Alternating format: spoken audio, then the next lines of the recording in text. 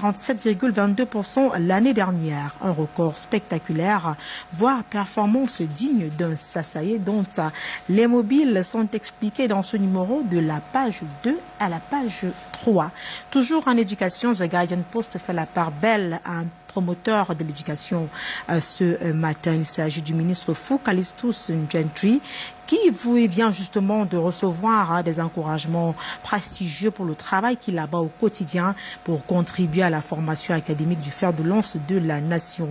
Le journal de nos confrères d'expression anglaise de Christian Ga confirme que grâce à lui, des milliers de Camerounais ont obtenu leur ticket pour se perfectionner dans divers domaines, à l'étranger, notamment aux États-Unis d'Amérique. Seulement, il y a des personnes tapis dans l'ombre à pied d'œuvre justement pour freiner ou alors stopper l'initiative. The Guardian Post, dans sa parution de ce mardi matin, attire en quelque sorte leur attention. Les détails donc sur cette information-là à découvrir dans les colonnes de The Guardian Post, parution de ce mardi matin.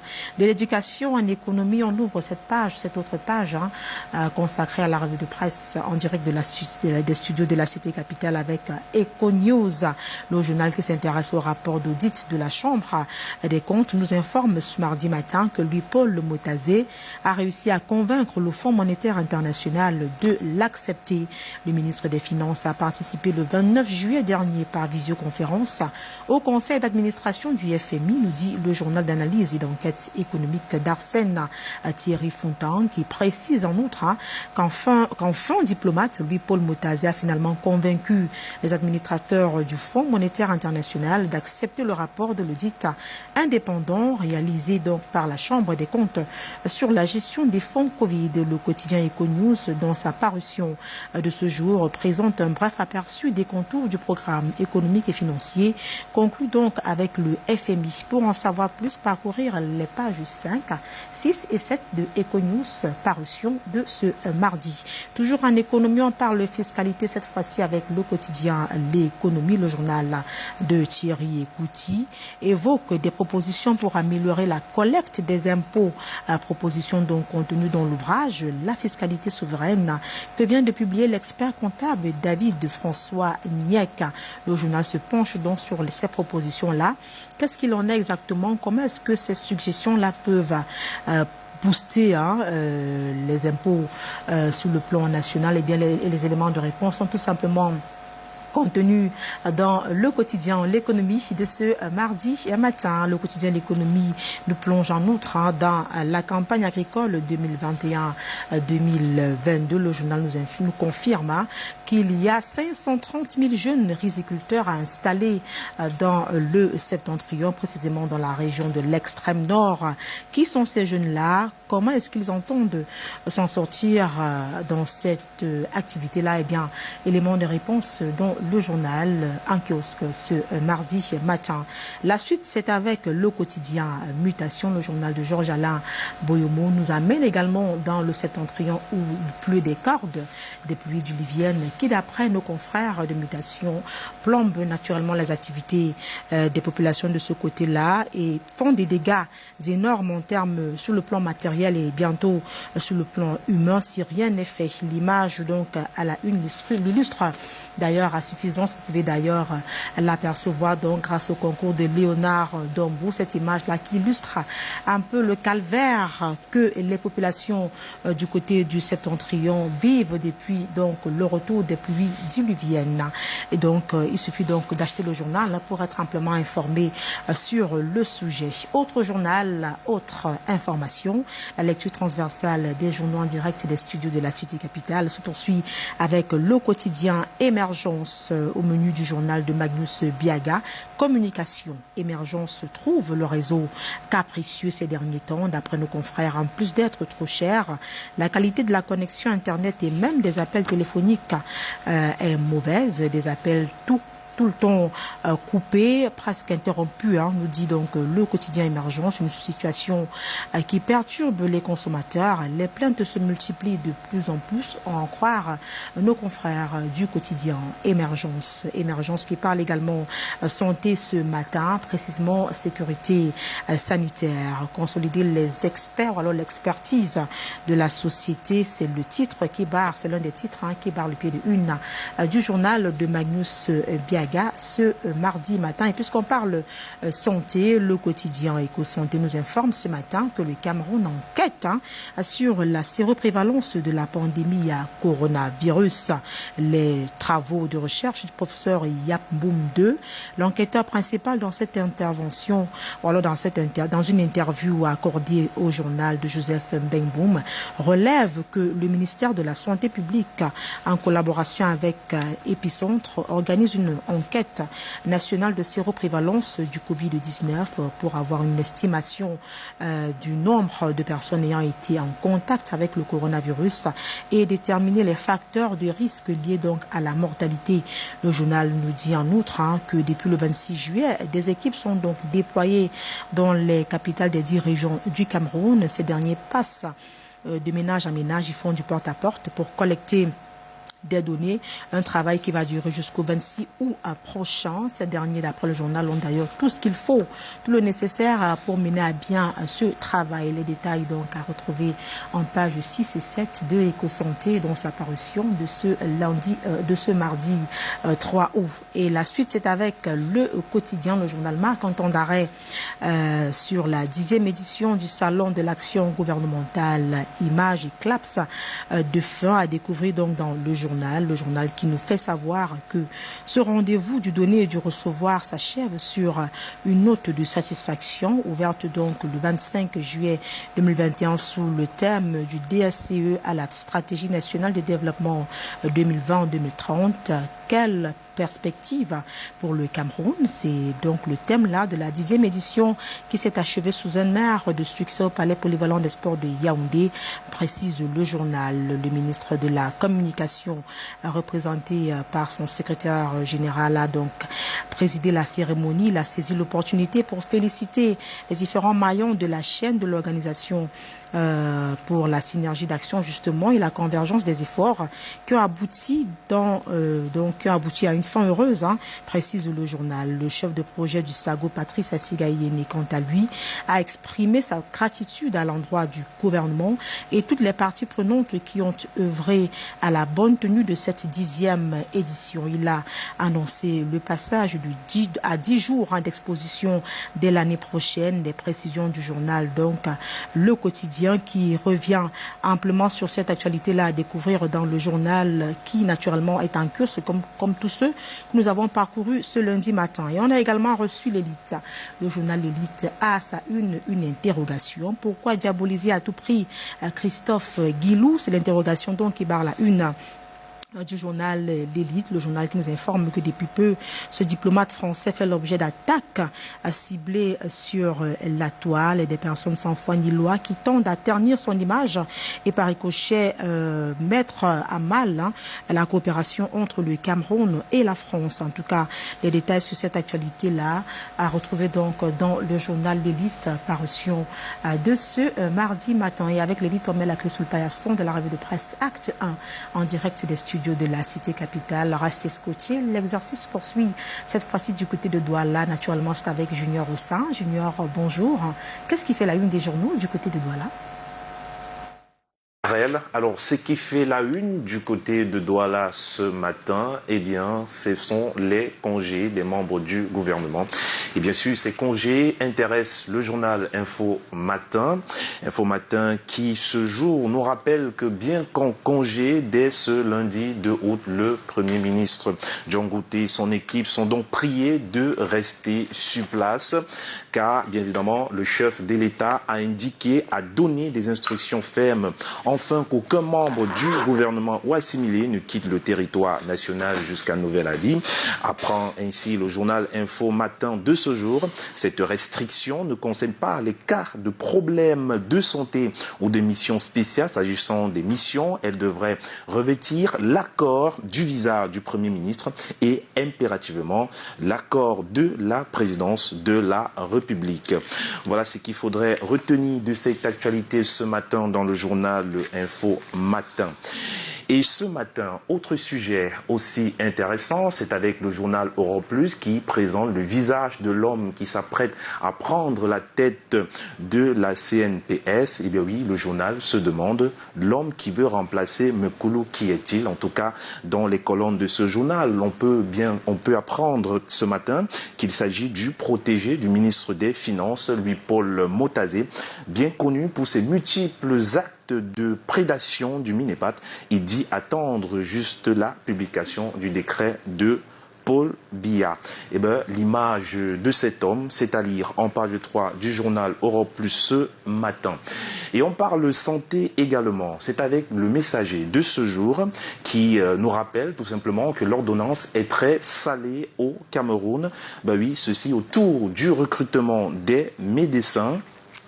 Et en page 3 de ce journal, sinon en page 2 de ce journal, pour être plus précis, il s'agit d'un scandale, comme indiqué par le Messager. Le Cameroun rejette 300 médecins sans dentiste et bien sûr sans pharmacien. La promotion de 1993-2020, sortie des facultés de médecine des universités publiques, est donc à l'abandon, souligne le Messager de ce jour. Et bien sûr, le gouvernement refuse de recruter cette promotion au prétexte que les caisses sont vides.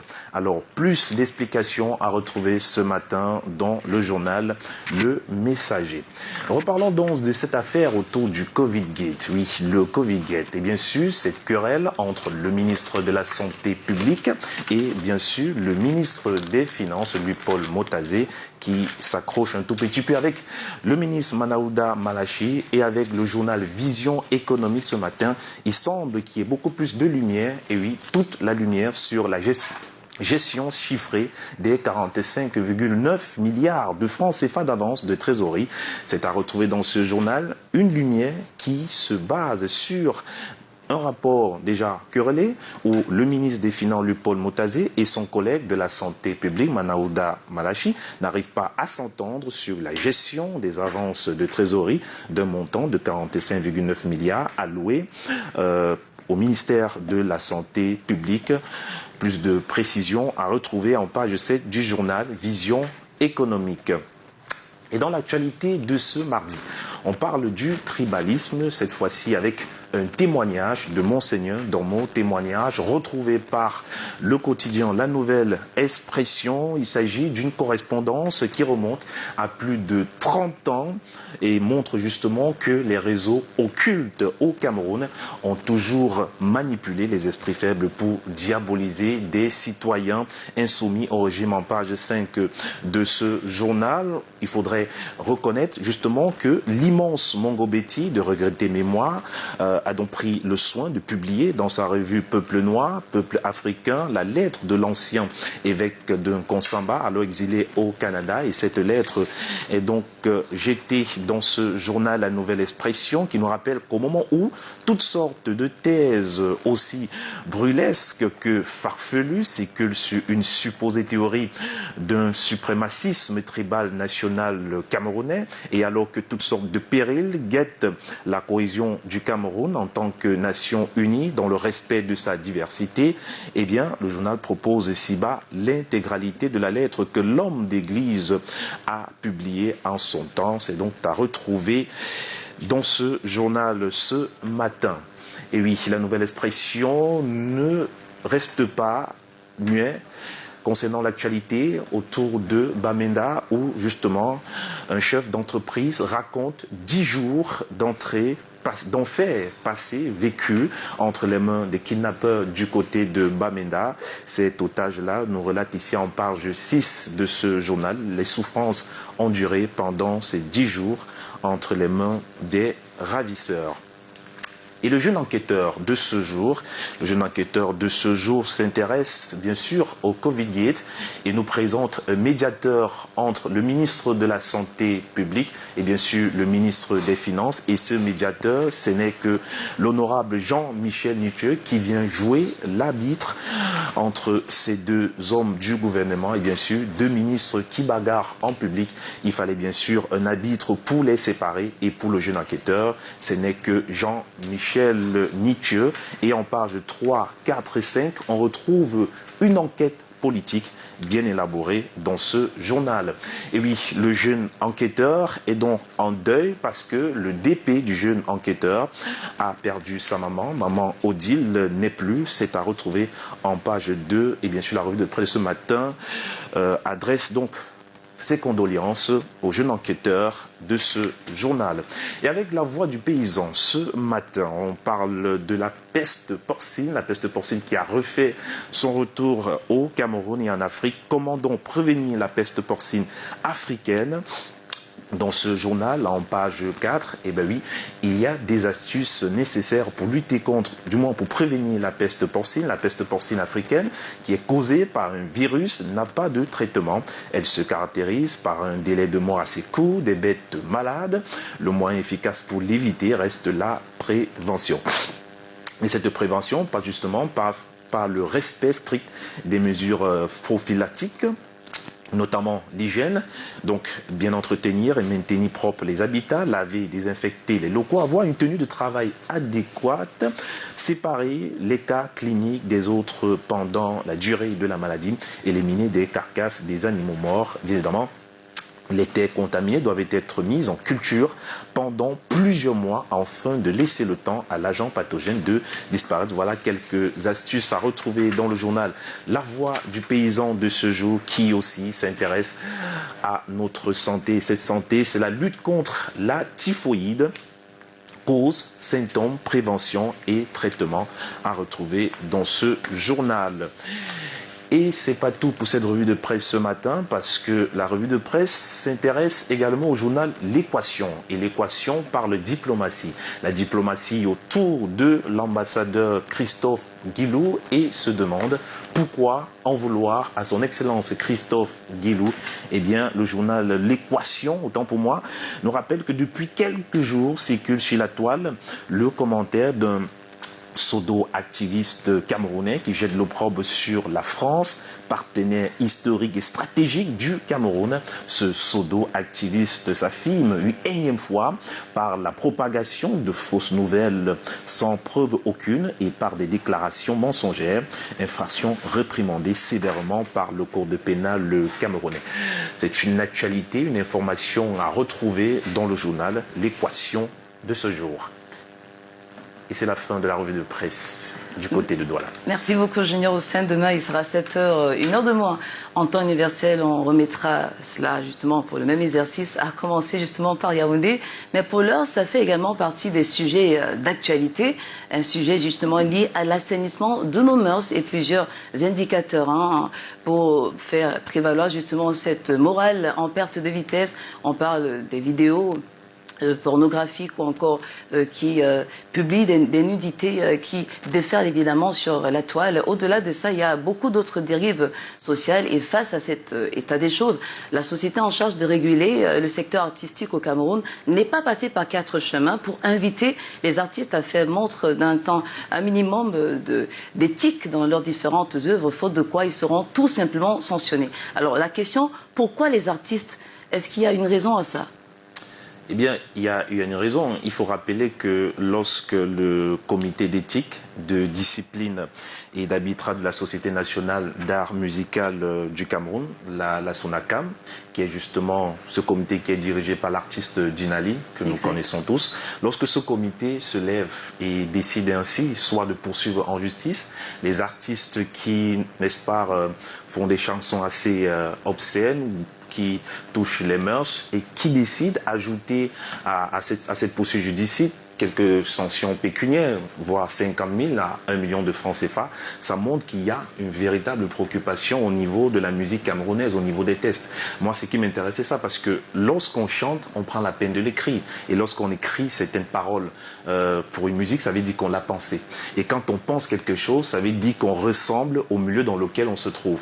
Mais ne justifions pas ce type de musique par le milieu où on est, parce que partout dans le monde, il y a des dépravations des mœurs, il y a des jeunes qui vont dans la dérive, il y a des gens qui boivent, mais cependant, il y a une manière de retracer, d'expliquer ou bien de penser sa société. Pour moi, je crois que l'artiste, du moins la présidente Dinali de ce comité, parce qu'il faut rappeler que c'était à la première session qu'ils se sont regroupés du côté de Yaoundé pour décider. Ça veut dire que la chose commence à véritablement inquiéter. Et vous êtes sans ignorer que les tout petits enfants, même qui ont 4 ans, 5 ans, sont capables de répéter les paroles de certains types de chansons. Et ce qui est quand même dommage, c'est que les réseaux sociaux ont carrément encouragé ce type de phénomène. On est à la recherche du buzz, Fidil, on est à la recherche du sensationnel.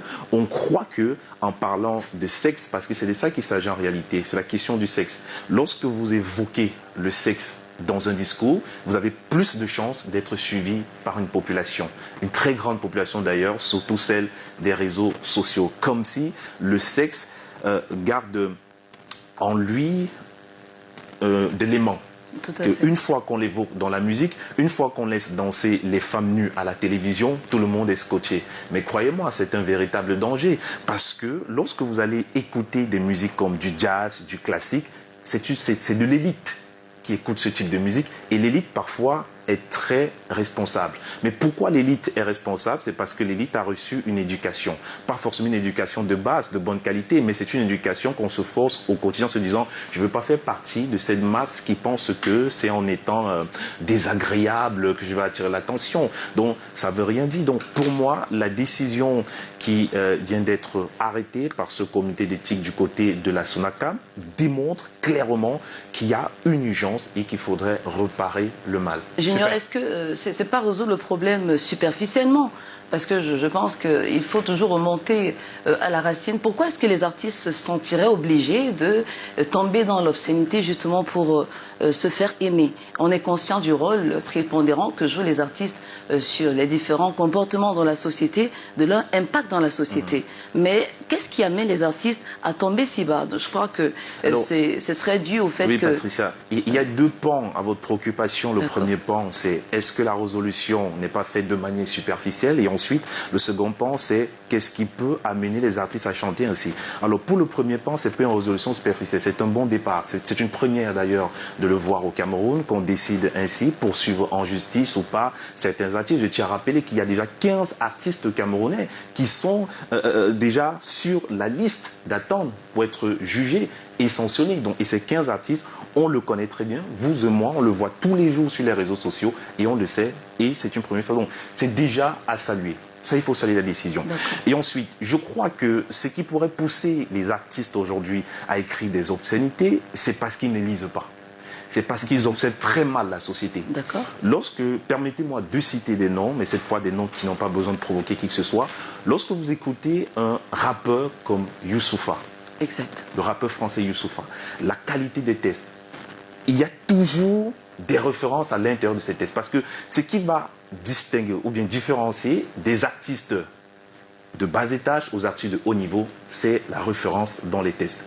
Aucun rappeur de haut niveau français ne rappe sans référence. Que ce soit de Soprano, Kéridien, Youssoupha. Et la référence, c'est quoi en fait? C'est qu'on se refait à l'histoire de soi-même. On se refait à une documentation propre à ce qu'on veut raconter. Lorsque Youssoupha décide d'écrire le titre « Mon roi », qui est plusieurs fois chanté aujourd'hui par une jeune génération, il va se référer au code de l'éducation français, il va se référer au code de l'éducation africain, il va se référer au code de tout ce qui permet de faire progresser l'éthique en société. D'où la manière de chanter. Il n'y a pas, je sais pas, il n'y a pas meilleure manière de dire clairement ce qu'on dit pour enseigner la jeune génération.